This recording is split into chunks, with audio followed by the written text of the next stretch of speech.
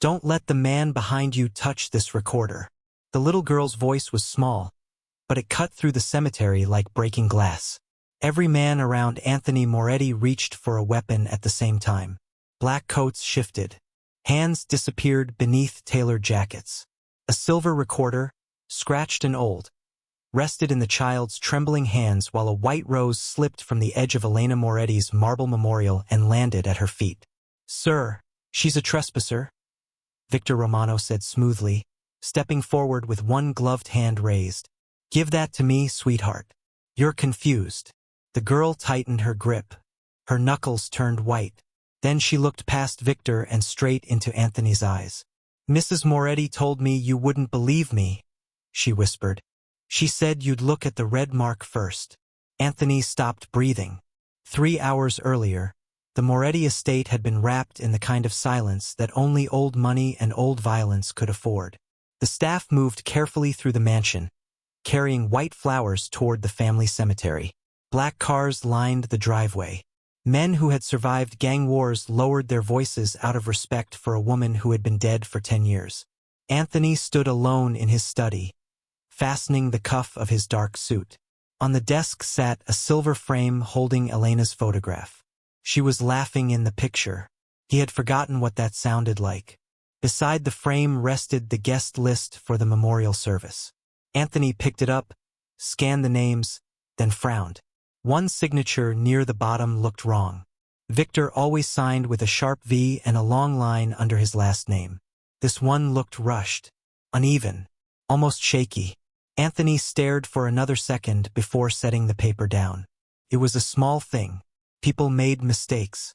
He reached for Elena's photograph instead. A faint scent of jasmine drifted through the room. He froze. Elena had worn jasmine perfume every day of their marriage. The bottle had been buried with her. Anthony turned toward the door. Nothing.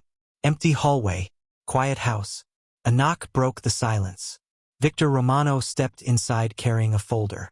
His gray suit was perfect. His tie was perfectly straight. His expression carried the patient kindness that had made him the most trusted advisor in the Moretti family. "You should leave soon," Victor said. "The guests are arriving." Anthony nodded. "Did you sign this?" Victor glanced at the guest list. "Must have. Long morning." Anthony watched him for a moment. Victor had never forgotten a detail in 20 years. Never signed the wrong document. Never misplaced a file. "Something wrong?" Victor asked with an easy smile. Anthony folded the paper. "Nothing." Victor placed the folder on the desk. Lawyers from Chicago sent the property transfer papers. Elena's charitable foundation finally expires today. Once you sign, everything moves into the family trust. Anthony looked at the folder but didn't open it. Elena had built that foundation herself. Hospitals, women's shelters, safe houses, places she had insisted mattered more than money. "Later," Anthony said. Victor smiled politely. "Of course." But his hand stayed on the folder 1 second longer than necessary before he let go. Anthony noticed. Neither man mentioned it. Outside, church bells echoed across the estate. The memorial began under a gray sky. Politicians came. Judges came. Old friends and old enemies stood side by side, pretending not to remember who had buried whom. Anthony laid a single white rose beneath Elena's memorial stone. The marble caught the morning light. Someone had polished it recently. Then movement near the gate pulled every eye in the cemetery. A little girl in a faded blue coat had slipped past the security line. One guard reached for her shoulder, but she ducked away and kept walking. She carried a worn backpack that looked too heavy for someone her size.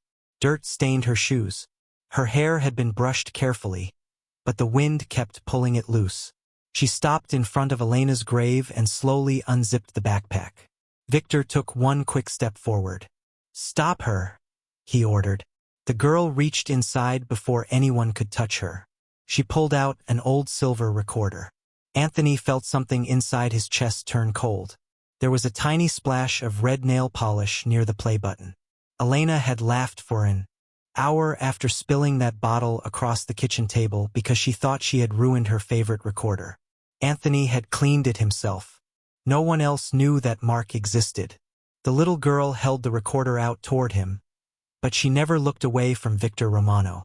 And hanging from the recorder's broken strap was a hospital wristband with Elena Moretti's name still wrapped tightly around it. The hospital bracelet swung gently beneath the broken strap of the recorder, turning in the cold wind as if someone unseen had touched it. Anthony Moretti did not reach for the recorder. He reached for the bracelet instead. His fingers stopped less than an inch away. Elena Moretti. The letters were faded, but the name was unmistakable. Beneath it sat a date. Anthony's eyes narrowed. Victor stepped forward with the same calm smile he had worn for years. "It's a fake," he said softly. "Anyone could print one." The little girl pulled the recorder back against her chest before Victor could touch it. "My mom said not to let him hold it," she answered. Victor laughed quietly, the way adults laughed when children misunderstood the world. "And where is your mother?" he asked. The girl's eyes dropped to the marble at her feet. "She isn't coming anymore." Anthony noticed something then. She had not cried. Her coat was too thin for the weather. One sleeve had been stitched by hand. But she stood in the middle of armed men without shaking. "What's your name?" Anthony asked. "Emma." "How did you get this?" Emma looked down at the recorder. "She gave it to my mom." Victor interrupted immediately. "Sir, the guests are watching. Let me have security handle this." Anthony did not answer. He simply held out his hand. Emma studied his face for a long second. Then she placed the recorder in his palm. It was heavier than he remembered. He turned it over slowly. The cracked plastic, the worn buttons, the tiny scratch near the battery cover. His thumb stopped. Something was caught beneath the old tape wrapped around one corner. A tiny strip of white paper. Victor noticed it too. "Old tape falls apart," Victor said. "You should let me look at it." Anthony slipped the recorder into the inside pocket of his coat instead. Later, Victor's smile returned, but it did not quite reach his eyes. The memorial continued because old families understood one rule better than most. No matter what happened, the ceremony never stopped. Priests spoke. Candles burned. Guests lowered their heads. Anthony barely heard any of it. Emma stood near Elena's grave under the watch of 2 guards. Someone from the kitchen brought her hot chocolate.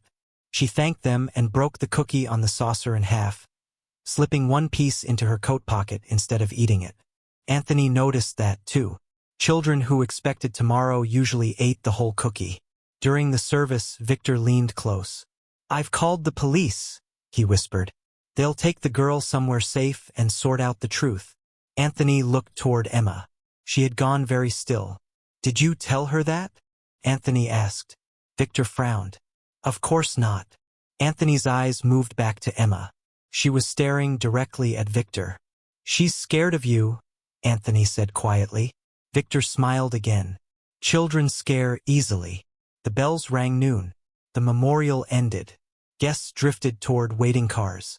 Anthony walked to his own black sedan and opened the door for Emma himself. She hesitated before climbing inside. Halfway to the estate, she reached into her pocket and handed him the half of the cookie she had saved. "For later," she said. Anthony almost smiled. "I don't eat cookies. Mrs. Moretti said you always said that." Anthony turned his head slowly. "What?" Emma looked out the window. "She used to sneak them onto your desk anyway." Anthony said nothing. Very few people knew that. At the estate, he led Emma through a side entrance instead of the front hall. Victor was already waiting inside. "Security checked the cemetery cameras," Victor announced. "Funny thing, there's no footage of the girl entering." Anthony stopped walking. "No footage. Must have missed her." Victor shrugged. "Equipment fails." Anthony nodded once, but his mind stayed quiet. The Moretti cemetery had 8 cameras. They had backup generators. The system had never failed. Emma tugged gently at his sleeve. "They're wrong," she whispered. Anthony looked down. "What do you mean?" Emma pointed toward the recorder still hidden inside his coat. "I came through the front gate." Anthony frowned. "Then why didn't the cameras see you?" Emma looked toward Victor Romano standing at the end of the hallway. Her voice became almost too quiet to hear. They did. She swallowed once. My mom showed me his face before she died. Anthony felt the folded strip of paper, hidden beneath the recorder tape, pressing against his chest. Later that afternoon, alone in his study, he carefully peeled the old tape back and unfolded the tiny piece of paper trapped underneath. There were only 6 words written in Elena's handwriting. Check the camera time. Victor changed it. Anthony Moretti read the 6 words 3 times before he folded the paper back into his palm. Check the camera time. Victor changed it. The handwriting was Elena's. He knew the shape of every letter because she used to leave grocery lists on the refrigerator and little notes in his jacket pockets before business trips. His study was silent except for the ticking of the old grandfather clock near the window. Emma sat quietly in a leather chair across the room, her feet dangling an inch above the floor. She wasn't looking at Anthony. She was looking at the recorder resting on his desk. Do you know what this means? Anthony asked. Emma shook her head. Mom said I wasn't supposed to guess. Guessing gets people hurt. Anthony almost smiled, but the feeling disappeared as quickly as it came. He picked up the phone on his desk instead. Bring me the cemetery security logs, he told his head of security. Every camera, every backup. Don't tell anyone you're checking them. He hung up before another question could be asked.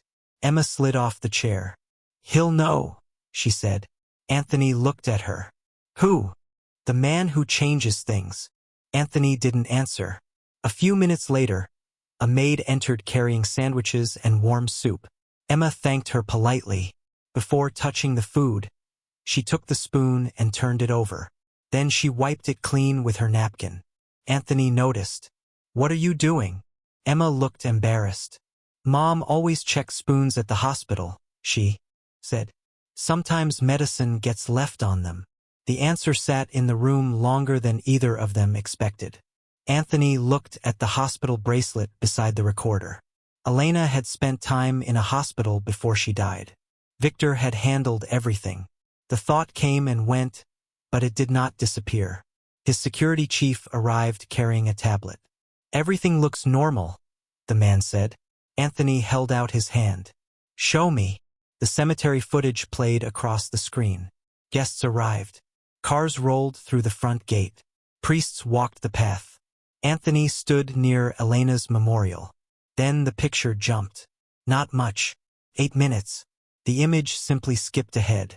System glitch, the security chief offered. Anthony said nothing. Emma leaned forward. Can you play it again? The adults looked at her. Again, she repeated. Anthony nodded. The footage rolled a second time. Emma pointed to the corner of the screen. The flag. Anthony frowned. An American flag near the entrance moved sharply in one frame. In the next frame, after the missing 8 minutes, it hung almost still. The wind hadn't matched. Emma looked down at her hands. Mom used to say trees and flags don't lie. Anthony's eyes stayed on the screen. Can you recover the missing minutes? He asked. The security chief hesitated. Maybe, if nobody rewrote the file. Anthony noticed something else. A small figure appeared for less than a second at the edge of the frame before the gap began. A little girl in a blue coat. Emma had been telling the truth. She walked through the front gate. The camera had seen her. The missing footage started only after she appeared. The security chief shifted uncomfortably. There's something else, he admitted. He handed Anthony a printed maintenance report. The cameras had been serviced the night before the memorial. Anthony looked at the signature at the bottom of the page. Victor Romano. Emma stood up so quickly her chair scraped the floor. That's the pen, she whispered. Anthony looked at her. What pen? Emma pointed to the signature. The same one. The same one as what? Emma reached into the pocket of her coat. She unfolded a small receipt that had been folded. So many times the edges had turned soft. Mom kept this, she said. She said if I ever met you, I should show you. Anthony took the paper. It was a receipt from a coffee shop less than a mile from the hospital where Elena had died. 2 coffees. 1 blueberry muffin. 1 date. The morning Elena was supposed to have died. At the bottom, Someone had signed the credit slip with the same dark blue ink and the same hurried stroke. Victor Romano. Emma swallowed hard. Mom said sick people don't buy breakfast after they're dead. Anthony Moretti held the coffee receipt a little longer than necessary. The paper was old, the edges worn smooth from being folded and unfolded over the years, but the blue ink was still clear. Sick people don't buy breakfast after they're dead. Emma's words stayed in the room after she finished speaking. The security chief shifted his weight. Victor Romano looked at the receipt for less than a second before letting out a quiet breath. "I can explain that," he said. Anthony looked up. "Please do." Victor spread his hands. "Elena was alive that morning. The doctors believed she would recover. I stepped out to buy coffee for the nurses and your wife." His voice was calm, reasonable. Surely kindness isn't a crime. The explanation sounded right. Anthony knew it. Everyone in the room knew it. Emma looked down at the recorder in her lap and said nothing. Victor smiled at her. "You've been very brave today," he said. "But you've carried these old things long enough. Let the adults sort this out." Emma's fingers tightened around the recorder strap. "No, thank you." Victor's smile stayed in place. "You don't have to be afraid." "I'm not." "Then you know I'll give it back." Emma shook her head. "Mom said people who ask for it never give it back." The room became quiet. Anthony watched Victor. For the first time all afternoon, the older man looked away before answering. "Sir," Victor said softly, "this child has clearly been coached." Anthony folded the receipt and slipped it into his pocket. "Maybe." Victor nodded toward Emma. "You should think carefully about keeping her here. Reporters are already outside the gates. If they hear some little girl is making accusations against your family." He let the sentence die. Anthony understood the warning. Reputation mattered. Stories spread. Emma climbed down from the chair. "Can I sit outside?" she asked. Anthony looked surprised. "Why?" "It's too big in here." Anthony glanced around his study. High ceilings, dark wood walls, oil paintings worth more than most houses. "Go ahead," he said. A housekeeper led Emma to the winter garden overlooking the back lawn. Anthony stayed behind with Victor and the security chief, but he could see her through the glass doors. She sat quietly on a stone bench, the recorder beside her. A gardener trimming rose bushes stopped to wave. Emma waved back. The old man reached into his lunch pail and handed her half a sandwich. She accepted it with both hands. Anthony watched her break it in half. "One piece for now." One piece wrapped carefully in a napkin and tucked into her coat pocket. Victor followed Anthony's gaze. "She's good," he said. "Children like that learn how to survive. They know exactly what adults want to see." Anthony didn't answer. Something about the sentence bothered him. A few minutes later, a woman in an expensive navy suit arrived. Claire Hastings, director of the Elena Moretti Foundation. She had worked beside Elena for years. Claire offered Anthony a sympathetic smile before looking toward the garden. "Is that the little girl?" she asked. "Emma," Anthony said. Claire nodded politely and walked outside. Anthony watched through the glass. Claire sat beside Emma and spoke gently. Emma listened. Claire pointed toward the recorder. Emma shook her head. Claire smiled again and reached into her purse. She pulled out a crisp $100 bill and folded it once. Emma stared at the money. Claire said something else. Emma stood up. She took the bill. Anthony frowned. Victor folded his arms. "See," he said quietly. Emma walked back toward the house. Claire looked relieved. Emma stepped through the doors and crossed the study without a word. She stopped in front of Anthony. Then she placed the $100 bill on his desk. "She said I could have this if I forgot my mom," Emma said. Claire's face lost its color. "That's not what I meant," she answered quickly. Emma looked at her. "You said if I gave you the recorder, everybody could move on." Claire forced a smile. "Honey, I was trying to help." Emma nodded. Mrs. Moretti used to say helping and hiding aren't the same thing. Nobody spoke. Claire picked up her purse too quickly. A small silver key card slipped from the open pocket and landed on the hardwood floor. Anthony bent to pick it up before she could. Across the front were 4 words stamped in black. St. Gabriel Memorial Hospital. Private Records Archive. Anthony turned the card over. Written across the back in Elena Moretti's handwriting were 3 words. Ask for basement. Anthony Moretti turned the silver key card over once more, his thumb brushing across Elena's handwriting. Ask for basement. Claire Hastings stood perfectly still on the other side of the desk. I was going to tell you about that, she said. Her voice was calm, almost convincing. Elena volunteered at the hospital for years. She had access to records. Anthony looked at her without speaking. Claire had worked beside his wife for nearly a decade. She had organized charity galas, children's fundraisers, and hospital donations. She had stood beside Anthony at Elena's funeral. Then why didn't you mention the card before today? Anthony finally asked. Claire folded her hands together. Because it didn't seem important. Emma was still standing beside the desk. She lied, the little girl said quietly. Claire looked down at her with a patient smile. Sweetheart, adults forget things. Emma shook her head. No, you don't know me. Mrs. Moretti said people who forget tell different stories every time. Claire's smile faded for a second before returning. Anthony noticed. He noticed everything now. Get the car ready, he told his driver. We're going to St. Gabriel. Victor stepped forward immediately. Anthony, this is ridiculous. Hospitals archive records for years. Elena probably wrote that as a reminder. Anthony slipped the key card into his coat pocket. Maybe. Victor opened his mouth to argue again, but Anthony was already walking.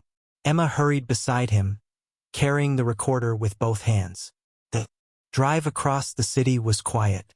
Rain tapped softly against the windows. Emma counted traffic lights under her breath. Anthony watched the passing buildings but kept seeing Elena's handwriting. Ask for basement. St. Gabriel Memorial Hospital looked exactly as he remembered. White walls. Long windows, the same stone fountain near the entrance. 10 years had passed, but the smell of coffee and antiseptic inside the lobby had not changed. A receptionist greeted them politely. Anthony placed the key card on the desk. I'd like access to the archive. The woman looked confused. Sir, we closed the basement archive 6 years ago. Emma tugged gently on Anthony's sleeve. Ask her who closed it. Anthony looked back at the receptionist. Who made that decision? She checked her computer. It says here the Elena Moretti Foundation paid for the records to be digitized. Anthony turned slowly. Claire had frozen. That's impossible, Anthony said. Elena died before that project. Claire forced a small laugh. The board approved it after her death. The receptionist frowned at the screen. Actually, she stopped. Actually what? Anthony asked. The authorization wasn't signed by the board. She looked uncomfortable. It was signed by the foundation's acting director. Claire's hand tightened around her purse. There were emergencies after Elena passed, she said quickly. Paperwork had to move fast. Emma was staring at the receptionist instead. Can we still go downstairs? She asked. The basement isn't open. Emma looked at the keycard. Then why does that still work? The receptionist blinked. What do you mean? Emma pointed toward the security door at the end of the hallway. A small green light above the lock had just flashed. Anthony walked toward it. He held the card against the scanner. The lock clicked open. Nobody spoke. The basement corridor smelled different from the rest of the hospital. Cooler. Dustier. Lights buzzed overhead. Old filing cabinets lined the walls. Most stood empty.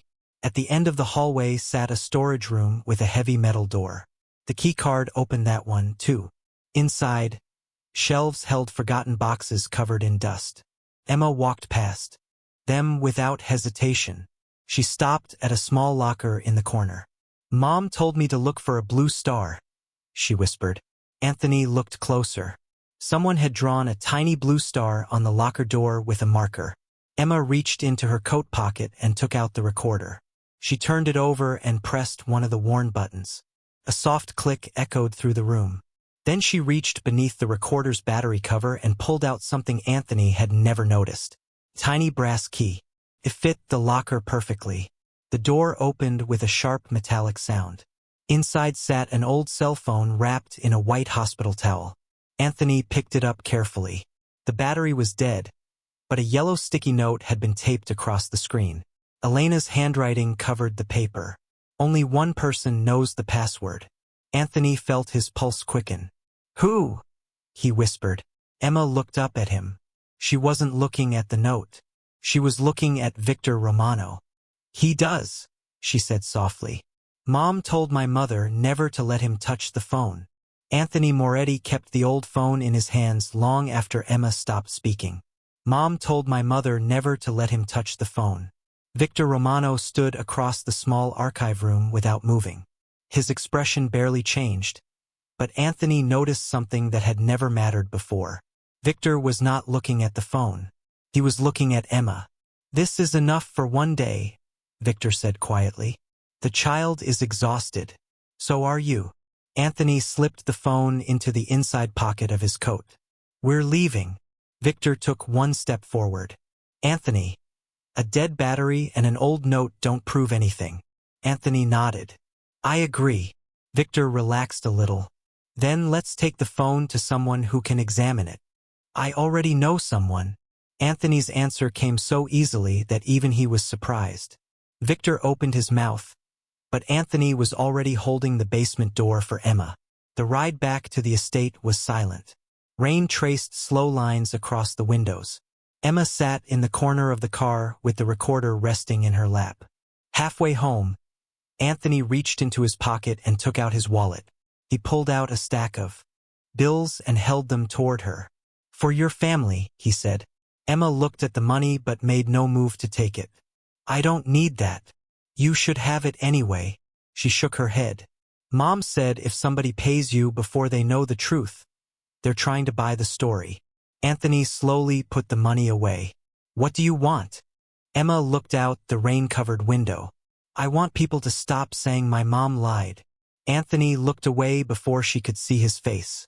Back at the estate, he did something he had not done in years. He avoided his own office. Instead, he walked to a small room above the old garage where only a handful of people knew to find him. Elena had called it the quiet room. A single lamp glowed in the corner. Rain tapped softly against the windows. Somewhere downstairs, dishes clinked in the kitchen.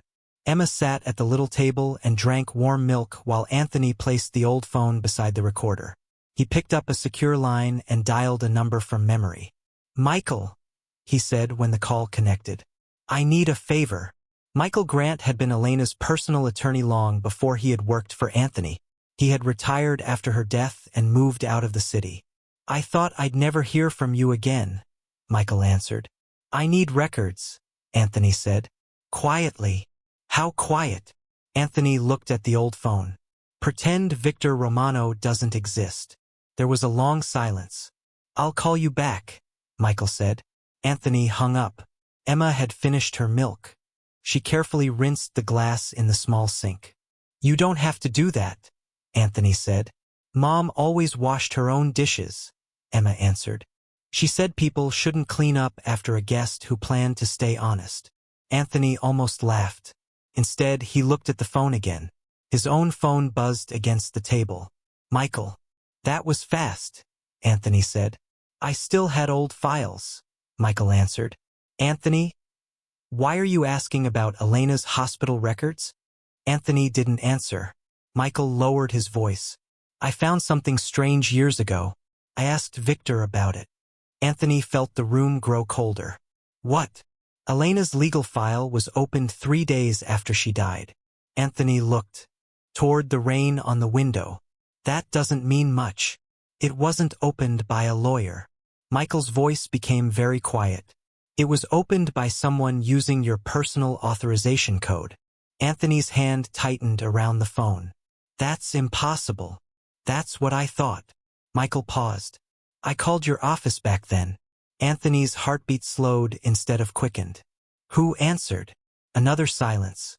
Long enough to hear the ticking clock on the wall, and the soft hum of the refrigerator in the little kitchen downstairs. "Victor did," Michael finally said. "He told me you'd already seen the file and wanted everything sealed." Anthony looked at the old phone, then at the recorder, then at Emma quietly drying the glass with a towel that was too large for her hands. For 10 years he had believed Victor had protected him from paperwork, reporters, lawyers, and grief because he was loyal. Sitting in Elena's quiet room, listening to the rain against the windows, Anthony realized something that frightened him more than any enemy he had ever faced. He could not remember a single important decision Elena made during the last weeks of her life that Victor had not stood beside her to witness. Anthony Moretti did not sleep that night. He sat in Elena's quiet room with the old phone on the table between himself and Emma. Rain had stopped, but water still dripped from the roof outside in slow, steady taps. Emma had fallen asleep on the couch with the recorder tucked under one arm as if it were a stuffed animal instead of a secret worth killing for. Anthony looked at her, then at the old phone. Victor had been there for every important moment during Elena's last weeks. If Michael was right, Victor had also been the last wall between Anthony and the truth. Anthony picked up his own phone and sent one message to his security chief. "Bring me every visitor log from Elena's hospital room. Don't tell Mr. Romano." 5 minutes later, another message appeared. "Done." Anthony smiled for the first time in days. Very small, very cold. Emma opened her eyes. "You're making a plan," she said. Anthony looked over. "How do you know?" "Mrs. Moretti said you got quiet when you were angry." Anthony leaned back in his chair. "Did she tell you anything else?" Emma rubbed her eyes. "She said bad people talk more when they're scared." Morning came slowly. Anthony asked Victor to join him for breakfast. Nothing unusual. Coffee, toast, fresh fruit. The old dining room overlooking the gardens. Emma sat at the far end of the table with a coloring book the housekeeper had found for her. The recorder rested beside her crayons. Victor arrived exactly on time. His tie was perfect. His smile was perfect. "You look tired," Victor said. Anthony poured coffee for both of them. "Long night." Victor nodded sympathetically. "This whole business with the child has reopened old wounds." Anthony slid a folder across the table. "I found Elena's hospital visitor log." Victor glanced at it but did not touch it. "Did you?" "Strange thing." Anthony stirred his coffee. "Your name appears almost every day." Victor smiled gently. "She was family." Anthony nodded. "One day is missing." Victor looked at the folder again. "Paperwork gets lost." Emma looked up from her coloring book. "Not that day." Nobody had asked her anything. Victor smiled at her. "And why do you think that?" Emma held up a blue crayon. "Because blue days were hospital days." Victor frowned slightly. Anthony stayed quiet. Emma pointed to the recorder. "Mrs. Moretti told Mom she colored one blue square on her calendar every time Mr. Romano visited." Victor laughed softly. "Children remember funny things." Emma nodded. "I remember your watch, too." Victor's hand stopped halfway to his coffee cup. "My watch. The shiny one." Emma looked back at her coloring book. It made a clicking sound. Anthony said nothing. Victor slowly picked up his cup. "I've owned the same watch for years." Emma shook her head. "No. You changed it." The room became very still. Anthony looked at Victor's wrist. A black leather strap. Simple. Elegant. "When?" Anthony asked lightly. Victor shrugged. "I don't remember." Emma answered before he could think. "The day Mrs. Moretti got hurt." Victor's fingers tightened around the coffee cup. Anthony reached into the folder and removed a photograph. Hospital security. Grainy. Black and white. Man walking into Elena's wing. The face was unclear. The watch was not. A bright metal band caught the light. Anthony laid the picture on the table. "Funny coincidence," he said. Victor looked down for 1 second too long. "Hard to tell whose watch that is." Anthony nodded. "I thought so, too." Emma stood up from her chair. She walked to the table carrying the recorder. "Can I see your keys?" she asked Victor. Victor blinked. "Why?" "I just want to." Victor smiled again, but this time it took effort. Little girls shouldn't play with grown-up things. Emma looked at Anthony instead. He's holding them wrong. Anthony frowned. What do you mean? Emma pointed at Victor's hand. At the cemetery, he held his keys with the little one facing out. She pointed to Anthony. You hold yours with the big one first. Victor slowly closed his hand around the keys in his pocket. Emma looked confused. Mrs. Moretti said people keep doing little things the same way because they forget someone's watching. Anthony did not ask for the keys. He did not need to. His phone buzzed on the table. The visitor logs had finished downloading from hospital storage. One attachment sat at the top of the screen. Hospital parking garage camera. Anthony opened the image without a word. The picture showed Victor Romano leaving the hospital on the day Elena died. He was alone, but hanging from his right hand, held with the smallest key pointing outward, was a ring of keys with one tiny brass key missing. Victor looked from the phone to Emma. For the first time since she had walked into the Moretti family cemetery, he stopped pretending she was just a child. Victor looked from Anthony's phone to Emma and back again, and the silence that settled over the breakfast room felt heavier than an argument. Anthony slipped the photograph back into the folder and closed it. We're having dinner tonight, he said. Victor frowned. Dinner. Family. Foundation board. Hospital trustees. Claire. Everyone Elena trusted. Victor searched Anthony's face for something. Anger. Fear. Accusation. He found none of them. Anthony simply stood and adjusted the cuff of his jacket. I'd hate for old questions to stay unanswered. By sunset, the long dining room at the Moretti estate glowed with candlelight.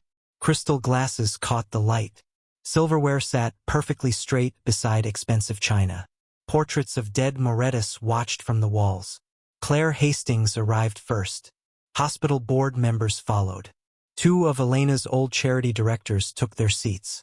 Victor moved through the room easily, shaking hands and offering quiet smiles. Emma stood near the fireplace in the same blue coat she had worn to the cemetery. The recorder rested against her side on its worn strap. More than one guest looked at her and then looked away. Anthony noticed every glance. Dinner was served, but very little was eaten. Anthony stood slowly and tapped his glass once with a spoon. The room quieted. 10 years ago, he said, my wife built a foundation because she believed the truth should protect people who couldn't protect themselves. Claire lowered her eyes. Victor folded his hands. This week, Anthony continued, a little girl walked into my life carrying something my wife wanted me to see. Victor smiled gently. Anthony, perhaps this isn't the place. Anthony looked at him. I think it's exactly the place. He nodded toward Emma. She walked forward without hurrying. Every step echoed across the hardwood floor. She placed the old recorder on the center of the table. Nobody touched it. Anthony reached into his coat and laid the old cell phone beside it. Then he placed the hospital bracelet next to the phone. Finally, he unfolded the small coffee receipt and set it on top. For small objects. For ordinary things. The room felt colder. Victor looked at the recorder and let out a quiet breath. Anthony, none of this proves anything. Emma looked at Anthony. May I? Anthony nodded once. Emma picked up the old phone. The battery was dead, she said softly. Mrs. Moretti knew that. She turned the phone over and slid one fingernail beneath the loose edge of the back cover. A tiny memory card dropped into her hand. Claire covered her mouth. Victor's smile disappeared. Mom showed me, Emma said. She said people always look at the screen. Anthony took the memory card from her and handed it to the family technician waiting quietly near the wall. No one spoke while the file loaded. A small progress bar crawled across the television screen at the far end of the room. 20%. 40. 60. The only sound was the ticking of the old clock over the fireplace. Victor reached for his water glass but stopped before touching it. 80%. 90. The screen turned black. Then Elena Moretti appeared. She was sitting in a hospital bed. Her hair was shorter. Her face looked pale, but her eyes were clear. Anthony forgot to breathe. If you're watching this, Elena said, Someone decided my first recording wasn't enough. Anthony took one step toward the screen. Elena looked directly into the camera. Anthony, if you're standing with Victor Romano, ask him where he was at 8:17 that morning. Victor's chair scraped against the floor. Elena continued, don't let him answer right away. He always answers too fast when he's afraid. Nobody moved. Victor opened his mouth, closed it. Elena reached toward the camera and held up a sheet of paper. This is the original visitor log from my hospital room. Someone changed the copy after I died. Anthony could not take his eyes off the screen. Elena slowly turned the paper over. On the back was a signature. Victor Romano. Not as a visitor, as the person who requested her medical file be sealed. Anthony felt every conversation from the last 10 years crash into him at once. Every document Victor had carried. Every decision he had explained. Every time Anthony had looked at a widow, a nurse, a clerk, or a frightened witness and believed Victor instead. Emma looked around the room. Mrs. Moretti said there was one more thing. She pointed at the television. The video had not ended. Elena looked back into the camera one final time. Anthony, she said, the first person who tries to turn this off is the person who knows what happens next. Victor spun toward the television. Anthony did not shout. He simply reached out and placed one hand on the old recorder lying on the table. Then he looked at Victor Romano with eyes that no longer carried a single trace of doubt. Call my attorney. Anthony Moretti did not take his eyes off Victor Romano. Call my attorney. Nobody moved. The video still played in the background. Elena sat quietly in her hospital bed, her hands folded across the blanket, waiting as though she had known this moment would come. Victor stood up slowly. Anthony, think about what you're doing. Anthony looked at him with a strange calm. For 10 years, I have. Victor glanced toward the television. A recording doesn't prove murder. No, Anthony answered. But forged records, altered files, sealed hospital documents, missing security footage, and stolen evidence begin to tell a story. Claire lowered her head. One of the hospital trustees pushed his chair back from the table. Anthony's attorney arrived less than 15 minutes later. He walked into the dining room carrying a leather briefcase and stopped when he saw the television screen. Anthony handed him the old phone, the recorder, the hospital bracelet, the visitor log, and the coffee receipt. Chain of custody starts now, Anthony said. His attorney nodded and carefully sealed each item into evidence bags. Victor looked around the room. You're all making a mistake. Anthony finally looked at the people seated around the table. If anyone here helped hide evidence, change records, misuse the Elena Moretti Foundation, or threaten witnesses, you have one chance to speak before someone else does it for you. Claire began to cry. She stood up so quickly her chair tipped over behind her. I never hurt Elena, she whispered. Victor said the family needed protecting. He said Anthony would fall apart if he knew everything. He told us to move the files, to seal the records, to make the questions stop. Anthony closed his eyes for a moment. You helped. Claire nodded through tears. I know. The hospital trustees asked for her resignation that night. The foundation board voted to remove her and opened every financial record from the past decade. Federal investigators were called to examine the hospital documents and the altered archives. Victor reached for his coat. Two of Anthony's security men quietly stepped into the doorway. They did not touch him. They simply stood there. Victor looked at Anthony. After everything I've done for you? Anthony's voice was almost too quiet to hear. I thought loyalty meant protecting my family. He looked toward the television where Elena's face still waited on the frozen screen. You protected yourself. Victor lowered his eyes for the first time in 20 years. Outside, police lights painted soft blue reflections across the estate windows. Anthony's attorney walked Victor to the front hall. Nobody followed. Emma stayed exactly where she was, holding the recorder with both hands. Anthony looked at her. Your mother told the truth. Emma nodded. I know. I should have listened sooner. Emma thought about that. Mrs. Moretti said grown-ups hear loud people first. Anthony could not answer. The weeks that followed changed more than one family. Elena's foundation reopened under new leadership. The hospital restored the original records and publicly acknowledged that evidence had been altered. Emma's mother was officially cleared of every accusation made against her. Her work at the hospital was recognized, and the unpaid wages and benefits owed to her estate were returned to Emma's family trust. Anthony arranged lawyers to protect Emma and her younger brother. He paid for a safe home, but he never called it charity. He called it a promise Elena had made first. He visited only when invited. One cold afternoon, Anthony stood in Elena's old garden. The flowers had begun to bloom again. Emma walked over carrying the recorder. "I fixed it," she said. Anthony smiled. "Does it still work?"